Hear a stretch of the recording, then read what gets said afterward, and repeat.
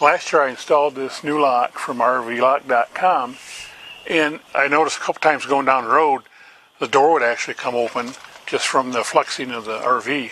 And so good thing we had this handle that we could close over the door, because otherwise the door would have flung open a couple times. Well, this is a new year and we're getting ready to start our camping season again, so I thought I would fix it. And the problem, as I came to realize, is I had quite a gap between the door and the door frame, and so the strike did not go down quite as far into the strike plate as the original one.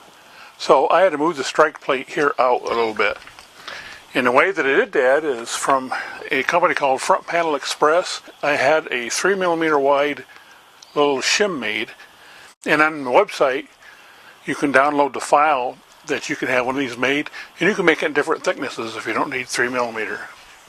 So it's just simply a matter of removing the old strike plate. I've elongated these holes since this prototype, so that way it allows you to shift this in and out if you need to.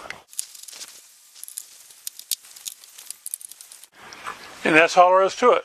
And since this is nice and machined, you know, it looks like it kind of belongs there. And you can hear it when you slam it. It really sounds like it catches a lot better. And I think we'll be all set with this new shim on here.